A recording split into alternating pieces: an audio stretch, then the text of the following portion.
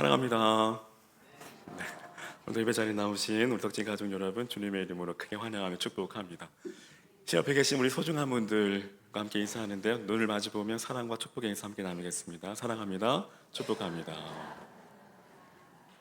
네.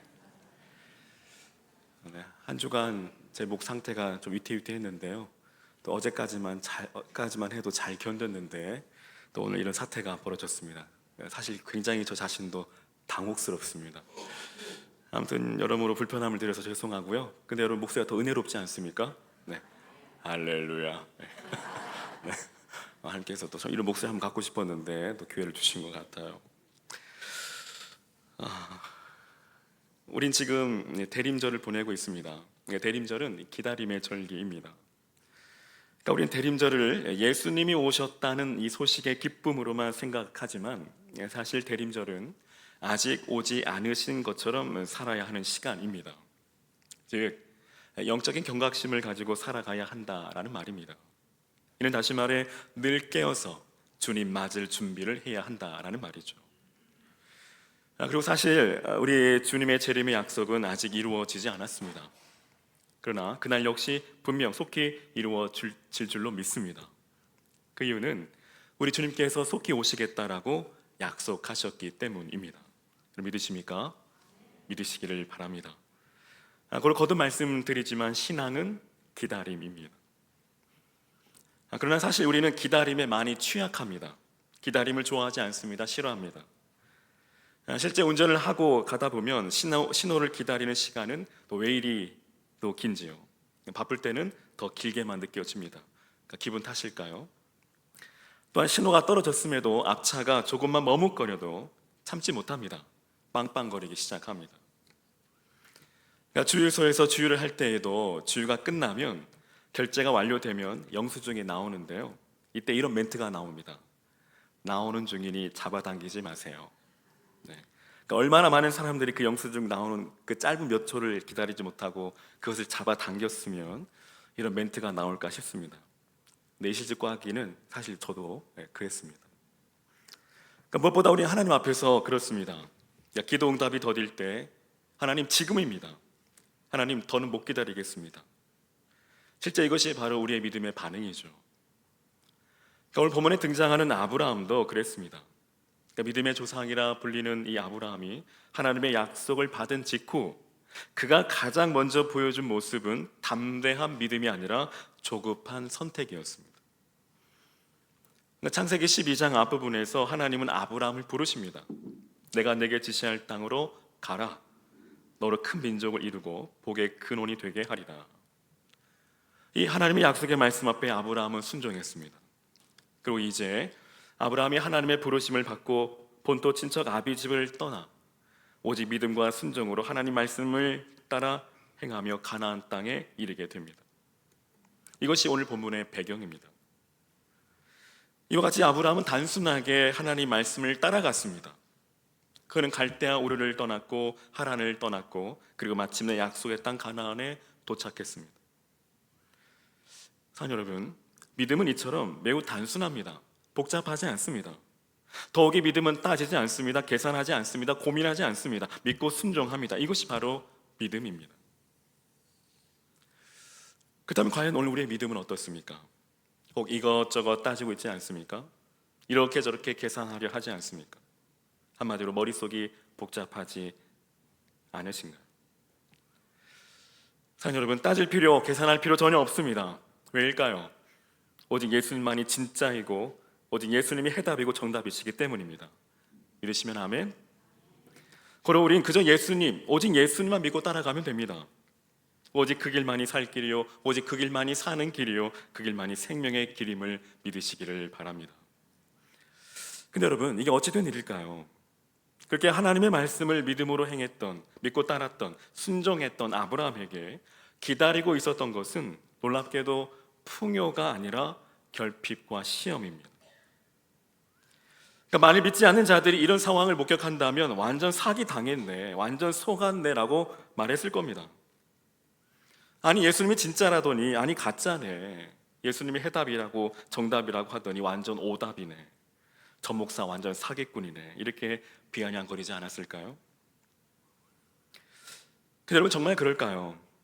당연 그렇지 않죠. 오직 예수님만이 진리이고 진짜입니다. 그러니까 우리 식으로 말하면 아따 참말이요. 믿으시면 아멘. 그래서 이 시간 믿음 없는 자가 되지 마시고 꼭 믿는 자가 되시기를 주의 이름으로 축원합니다. 당시 아브라함은 어쩜 이 일로 인해 큰 시험에 들었을지도 모릅니다. 그 신앙이, 그 믿음이 많이 흔들렸을지도 모릅니다. 왜냐하면 그는 지금 자신의 모든 것을 포기하고 오직 하나님의 말씀을 따라 행했기 때문입니다. 그는 가족도 친척도 친구도 그의 삶의 모든 터전을 다 뒤로 하고 오직 하나님 말씀만을 따라갔습니다. 그에게 잘못이 있다면 그저 순종한 죄밖에 없습니다. 이는 누가 봐도 정말 억울한 일이죠. 그는 본토 친척 아비집을 떠나 순종했지만 위기가 찾아왔습니다. 오늘 본문은 그 위기, 바로 가나안 땅에 임한 심각한 기근으로 시작합니다. 10절에 그 땅에 기근이 들었으므로 아브라함이 애굽에 거류하려고 그리로 내려갔으니 이는 그 땅에 기근이 심하였습니다. 즉 아브라함은 자신의 모든 것을 버리고 오로지 하나님의 약속의 말씀만 붙잡고 떠났지만 그 약속의 땅에 들어서자마자 맞이한 현실은 그 땅에 기근이 들었으므로입니다. 어찌된 일일까요?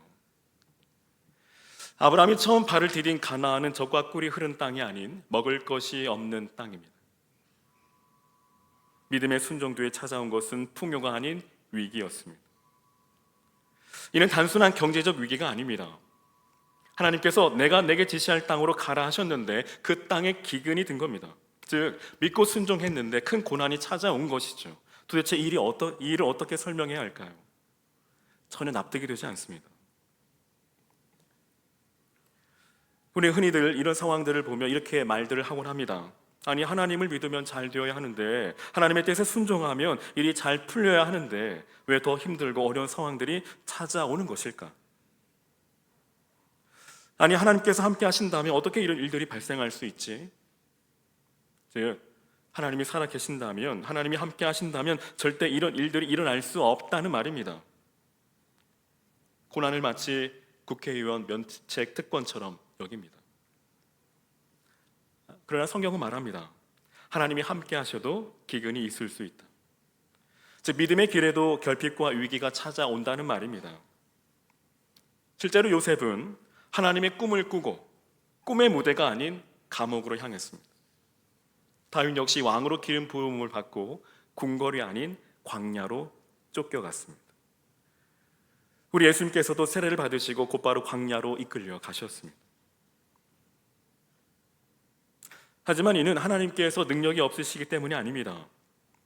그 가운데에도 우리가 알지 못하는 하나님의 선하신 뜻이 분명히 계신다는 사실입니다.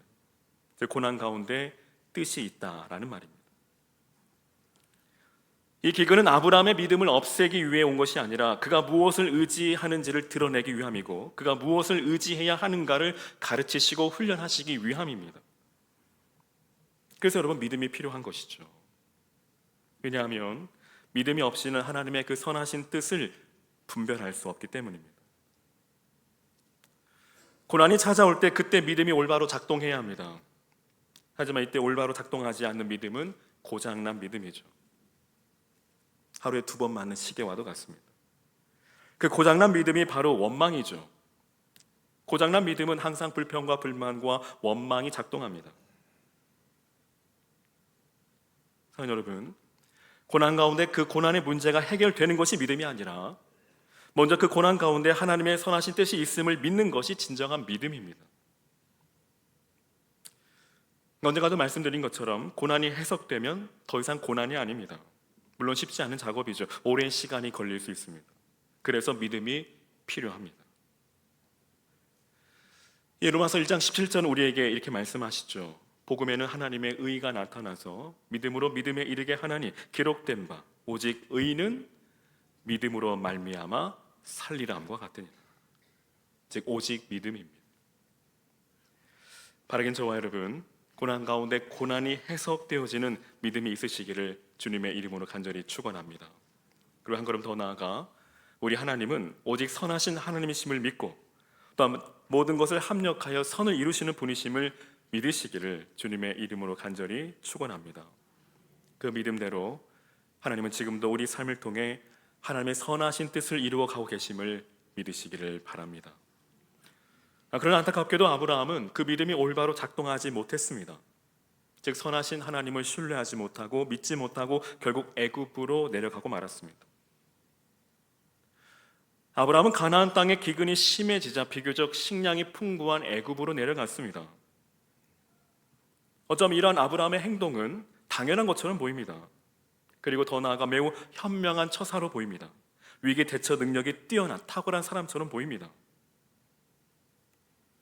하지만 신앙적인 관점에서 볼 때 약속의 땅 가나안을 떠나 애굽으로 향한 이 아브라함의 행보는 지극히 불신앙적인 처사입니다.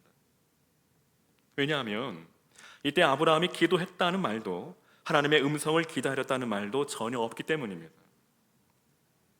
즉 하나님께 묻지 않고 자기 뜻대로 결정한 행보이고 행동이기 때문입니다. 이것이 바로 하나님의 때를 기다리지 못하는 전형적인 모습이죠.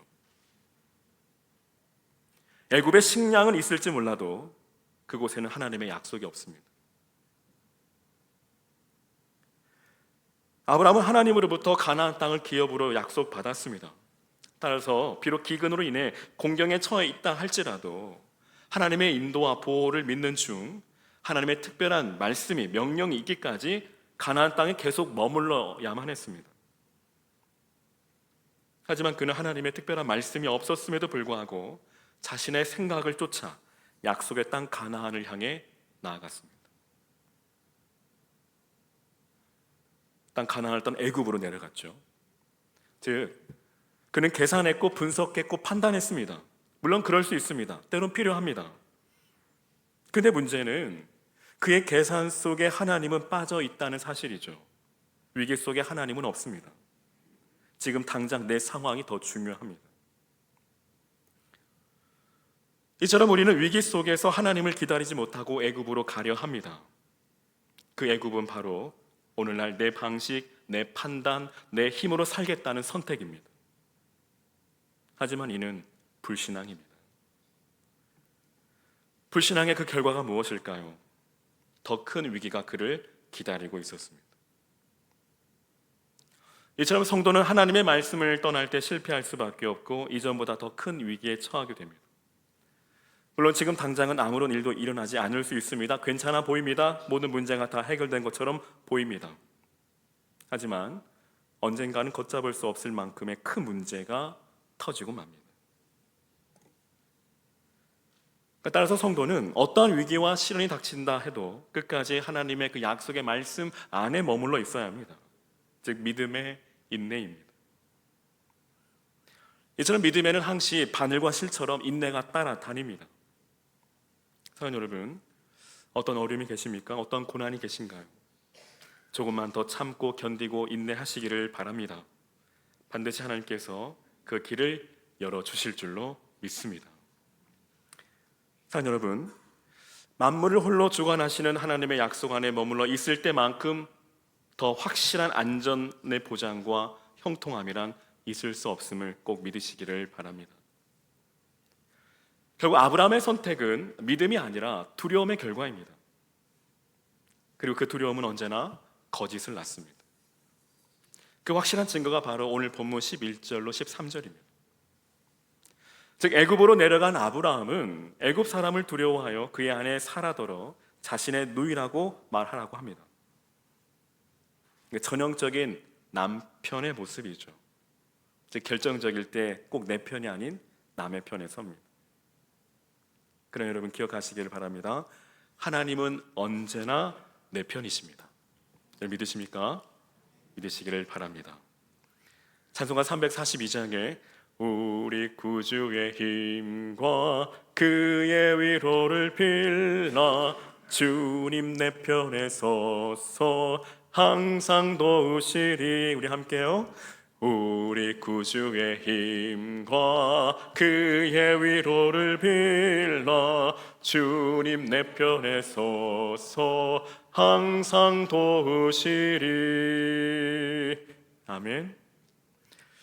즉 아브라함은 애굽에서 절대 권력을 휘두르던 이 바로를 두려워한 나머지 인간적인 실수로 그 위기를 모면해 보려고 하지만 그 얄팍한 꾀를 써서 그 위기를 모면해 보려고 합니다.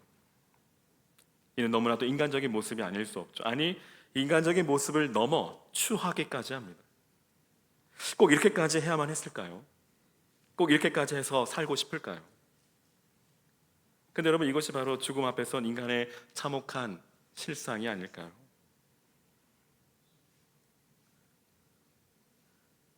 그는 하나님께 받은 약속이 있음에도 당장 눈앞의 위기에서는 하나님보다 내 꾀가 낫다라고 생각해 버립니다.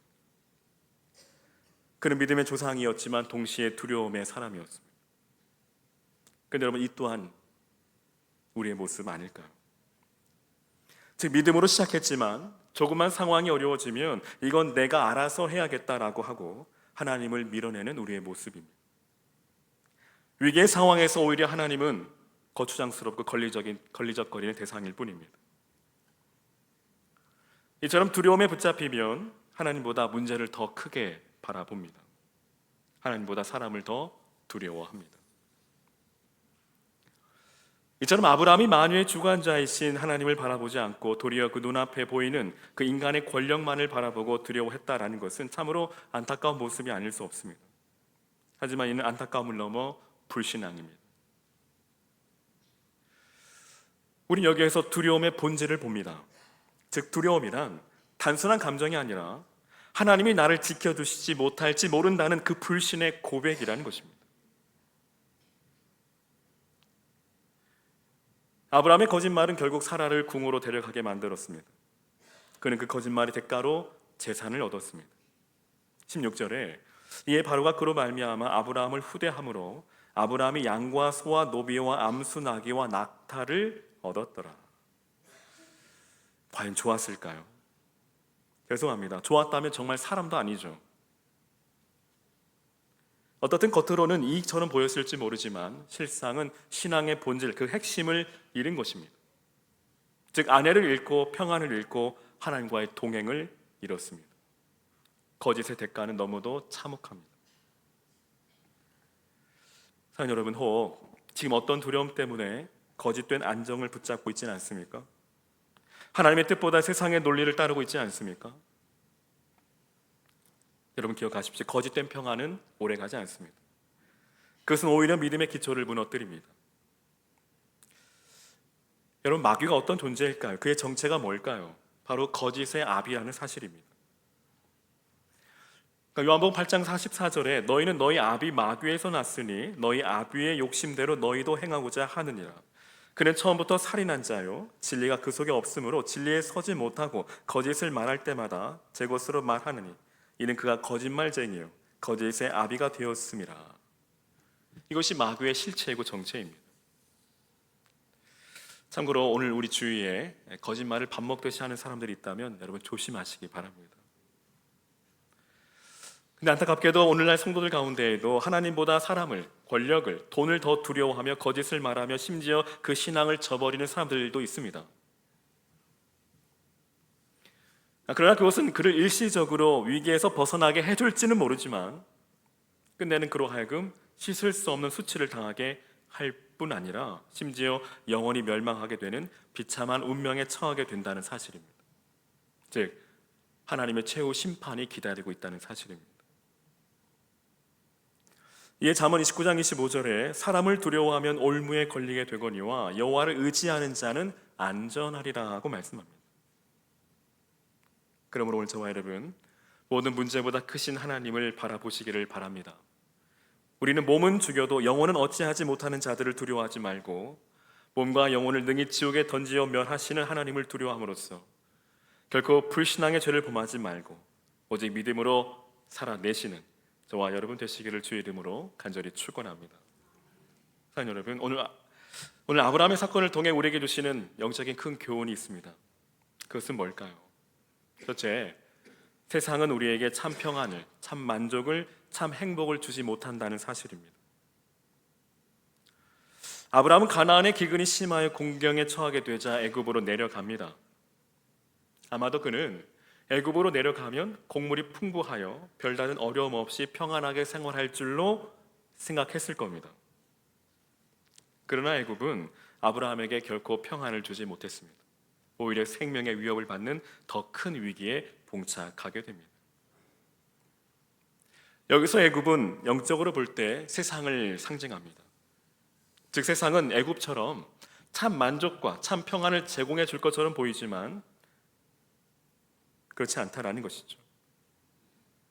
많은 사람들이 세상에 대한 미련을 버리지 못하고 자꾸만 세상을 향해 나아가려 합니다.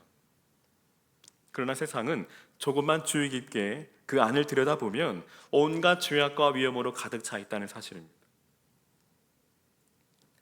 당시 애굽이 아브라함에게 평안 대신 이 생명의 위험을 가져다 주었듯이 이 세상은 우리에게 참 평안을 주지 못합니다. 오히려 세상은 우리를 위기에 빠뜨릴 뿐입니다. 여러분 실제 그렇지 않습니까? 지금까지 여러분 살아오시면서 여러분 세상이 저와 여러분에게 참 평안을 주던가요? 세상이 참 기쁨을 주던가요? 세상이 참 행복을 가져다 주던가요? 그저 일시적이고 순간적이고 찰나일 뿐입니다. 그 일시적인 쾌락은 우리를 점점 중독의 늪으로 빠져들게 하죠. 문제는 한 번 빠지면 결코 헤어나오지 못한다는 사실입니다. 여러분 제가 너무 세상을 비관적으로 부정적으로만 보고 있나요? 그렇지 않습니다. 이는 제 말이 아닙니다.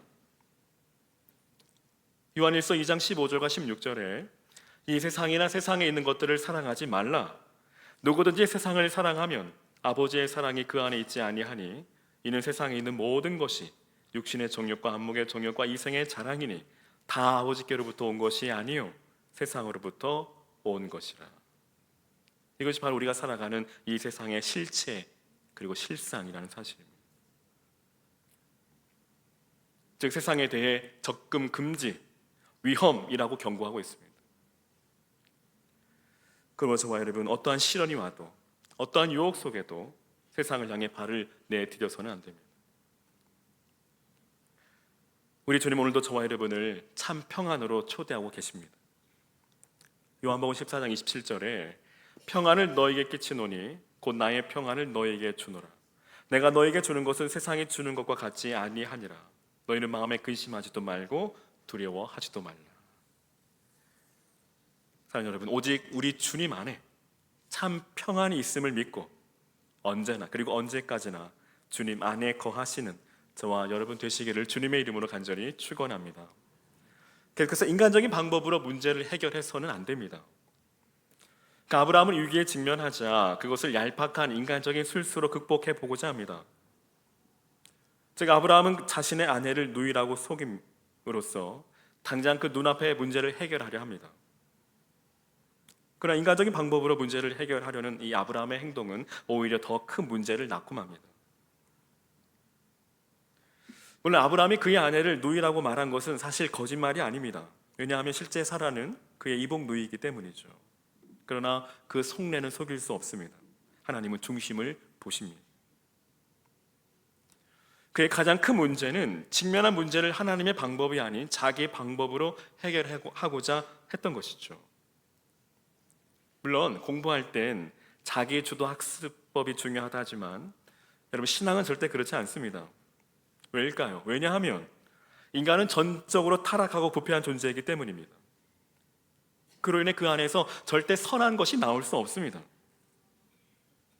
오늘 본문의 아브라함이 그 확실한 증거 아니겠습니까?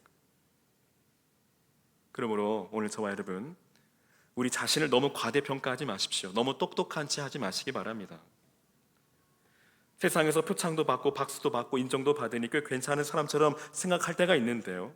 물론 좋죠. 좋은 일입니다. 그러나 인간의 본질을 잊지 마시기 바랍니다. 우리 인간의 본질은 그저 죄인일 뿐입니다. 우리가 살아가는 이 세상엔 두 부류의 사람만 존재할 뿐이죠. 즉 용서받은 죄인과 용서받지 못한 죄인입니다. 저와 여러분은 어느 쪽이신가요? 곧 아브라함은 용서받은 죄인으로서 하나님의 약속을 받은 자로서 당연히 먼저 하나님께 그 문제를 물어야 했습니다. 그리고 먼저 하나님의 뜻을 구해야 했습니다. 왜냐? 그것이 가장 선한 길이기 때문입니다. 그 길이 가장 선한 이유는 우리 하나님은 언제나 선하신 하나님이시기 때문이죠. 우리 하나님은 절대 선이십니다. 하지만 그는 하나님과 전혀 상관없이 스스로 얕은 인간적인 수단과 방법을 다 동원하여 당장의 위기를 모면하고자 했습니다. 그런데 이러한 실수는 오늘 우리에게서도 흔히 찾아볼 수 있죠. 즉 문제가 크던 작던 일단 문제에 직면하면 하나님께 아뢰기보다는 우선 자기의 힘으로 자기 방식대로 일단 빨리 문제부터 해결해 보려는 경향이 있다는 것입니다. 왜냐? 불안하기 때문이죠. 초조하기 때문입니다.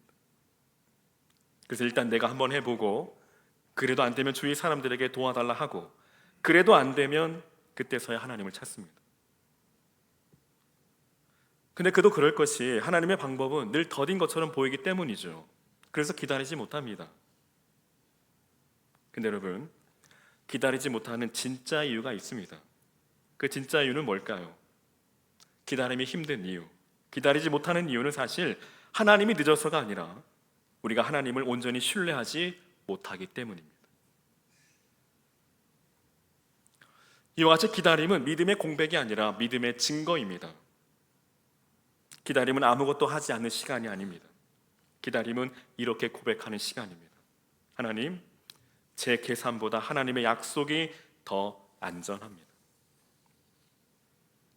그걸 우리는 어떠한 문제에 직면했을 때 그 어떠한 노력보다도 먼저 하나님께 아뢰어야 합니다. 그리고 그분의 도우심을 구해야 합니다. 그리고 기다려야 합니다. 왜일까요? 하나님의 시간, 하나님의 때, 하나님의 방법이 가장 정확하고 가장 확실하고 가장 안전하고 가장 완전하기 때문입니다. 사랑하는 여러분, 우리가 믿는 하나님은 살아계십니다. 그분은 살아계실 뿐 아니라 전능자이십니다. 여러분 믿으십니까? 꼭 믿으시기를 바랍니다. 그리고 그분은 바로 우리의 인도자이시며 우리의 구원자이십니다. 정녕 하나님께 우리 인생의 모든 문제의 해결의 열쇠가 있음을 믿으시기를 바랍니다. 그토록 하나님은 택한 자를 안전하게 그리고 끝까지 보호하신다는 사실입니다. 15절에 바로의 고관들도 그를 보고 바로 앞에서 칭찬함으로 그 여인을 바로의 궁으로 이끌어 들인지라. 즉 애굽 왕 바로는 사라를 자기의 누이라고 한 이 아브라함의 말을 곧이곧대로 믿고 사라를 자신의 첩으로 맞이합니다. 그런데 하나님은 사라의 일로 인하여 바로와 그의 집에 큰 재앙을 내리십니다. 이때 진정한 남편, 아니 진정한 내 편이 등장합니다. 이러한 사실은 택한 자들의 그 연약함과 실수에도 불구하고 그들에 대한 하나님의 보호가 변함없음을 보여주십니다. 즉 하나님은 아브라함의 실패에도 불구하고 그 약속을 포기하지 않으신다라는 것입니다. 아브라함은 비록 실패했지만 하나님은 사례를 지켜주셨고 하나님은 아브라함을 다시금 약속의 길로 인도해 주시고 믿음의 조상으로 세우십니다. 이제 끝까지 지키시고 보호하시고 인도하시는 하나님이십니다. 진정 하나님은 우리의 보호자, 우리의 아빠, 아버지가 되심을 믿으시기를 바랍니다.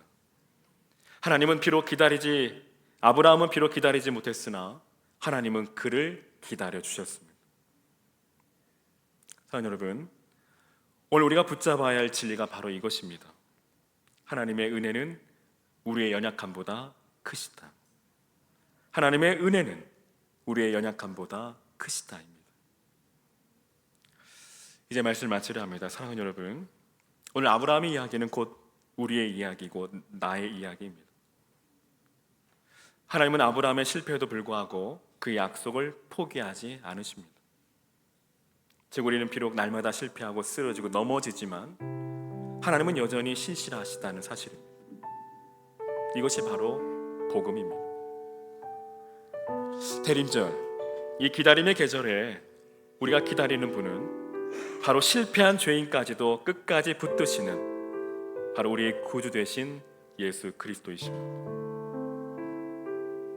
그러므로 비록 실패했을지라도 비록 넘어졌을지라도 다시금 하나님의 은혜를 힘입고 그 신실하신 하나님의 그 약속의 말씀을 붙드시기를 주의 이름으로 간절히 축원합니다. 무엇보다 사랑하는 여러분, 우리 주님 다시 오십니다. 우리 주님 곧 오십니다. 그러므로 끝까지 믿음으로 인내하여 마침내 승리함으로 주님 오실 그날 기쁨으로 주를 맞이하고 우리 주와 함께 저 천국에서 영생 그리고 복락을 누려 살아가시는 저와 여러분 되시기를 주님의 이름으로 간절히 축원합니다.